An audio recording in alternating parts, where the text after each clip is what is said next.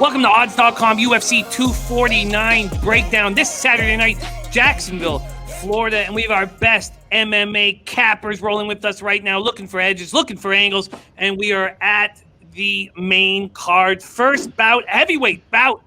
We've got the legend Pete Loshak. We got Big Mo from Mo Scream TV, Boston Nick, and Clint Star, the diehard MMA podcast, finding us edges.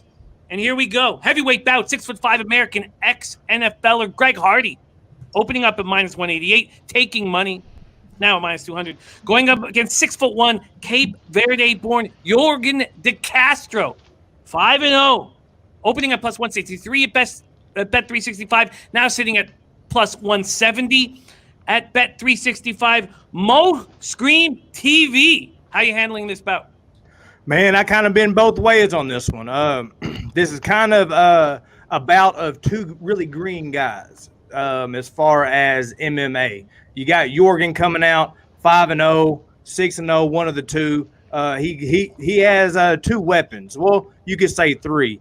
With him being he used to fight 205, so he's going to be a little bit faster. But he has big leg kicks, big overhands, big wild shots, really big power. Then you got Greg Hardy fighting Better Camp, ATT, I believe. Am I right, Nick? Yes, sir. Super athlete, 6'4", 6'5". You got De Castro coming in at 5'10", 5'11". Both guys 265. I think the time off that both of them had, that Hardy's going to be able to improve a lot more than somebody like De Castro. I think as far as if Hardy stays away from the big leg kicks and the big one-shot power, Hardy has a nice jab. It seems like he gets on his bike well. Hopefully he's worked on his wrestling. Maybe we might see some wrestling in this since he is with the Better Camp. I'm going Greg Hardy, but I wouldn't be mad on taking that dog money on Yorgan just because you don't really, both guys are green. So it could be a finish, or it could be a stank fest like Derek Lewis, Francis. You know what I mean? So right now, my pick is Greg Hardy. Pistol Pete, I've watched you cap Hardy fights since he came over from the NFL. How are you going to handle this one? Okay, well, this is an interesting fight. This is one of those fights, I was doing my capping, and I was like, it's very interesting to try to handicap where their current, talent levels are respective to one another.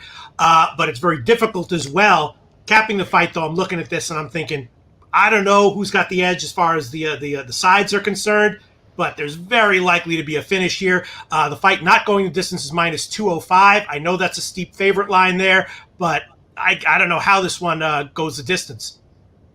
Yeah, I mean, that makes sense. And with these giant cards like we're getting the next few days, you can put together parlays with these big numbers to squeeze out value. Boston Nick, Hardy, De Castro. So I really thought this was one of the harder fights to cap, top three. I think De Castro, those leg kicks he has to offer are pretty sick. I mean, I really think that he could chop Hardy's legs down, and he's also got somewhat of a chin on him. What I've seen, and Hardy does as well. He's been he's been playing football for years, helmet to helmet. But my play in this is over one round, or fight to start the second round at minus 160, which I thought was a steal. I thought that was a steal, because I really think these guys are gonna look at each other for the first round. You might see some bombs land or whatnot, but I don't see either one of these guys going out in the first round. Does it not go the distance? I don't think it goes the distance, but I do see this start in the second round. So for me, this is fight to go the second round at minus 160 all day.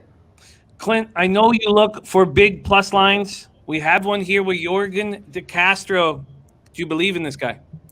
Jimmy, I love big plus lines, and especially in the heavyweight division, even more so. I always tell people that if you can find a case for the dog at heavyweight, it's an even better shot than any other weight class, because these boys are just so damn big. If you've got a puncher's chance down at lightweight, it might take you 2-3 clean shots to get there. At heavyweight, just takes one.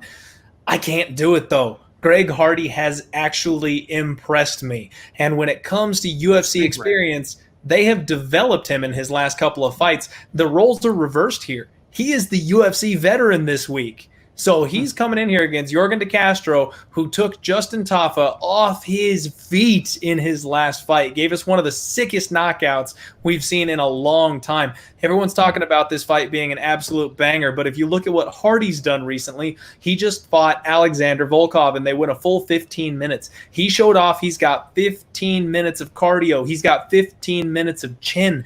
This dude can go the distance. He also has the insane fury and power to put you out in 25 seconds. This is another one that I feel like could easily go either way. And also the leg kicks of Yorgan de Castro was an excellent point by my man. If he chops down Greg Hardy, that's something Greg hasn't had to deal with yet, and that could be a huge problem for him in this fight. If you've ever been kicked in the calf, Jimmy, that thing goes dead, and trying to move forward on it and throw a punch on it, totally different ball game. The other thing that we've got to consider here is that weird shit happens in Greg Hardy fights. When he fought Alan Crowder, he got disqualified for an illegal knee to whatever the bet is on disqualification. Throw a little. It's not a bad choice to throw a sprinkle on that. When he fought Ben Sassoli back in October, Jimmy, he tried to use a freaking inhaler between rounds. I mean, come on, like. This guy always finds some way to screw it up, and you're never going to be able to expect it. It's something we've never seen people before. in the head on the ground and 2 DQs in his 4 fights? Exactly. 2 DQs in 4 UFC fights. Something we've never seen before. I don't know what he's going to do. He's going to find a way to piss in your Cheerios. So I stay off of Greg Hardy fights unless I really like the dog. And I do think Yorgan de Castro is a guy who could land that shot. He's not a bad dog to take. I've actually got a personal friend who is on Yorgan de Castro. But for some reason, I think this is going to be a battle of athleticism. Greg Hardy is just so much bigger than Yorgan is. And like I said, he can go a full 15 minutes without a problem. We have not seen Yorgan do that at this level, considering he should be a 205er and he's just got some extra mass on him fighting up at heavyweight. That concerns me. Do you like the fight going minus 160 though to the second round? I apologize. No, go ahead.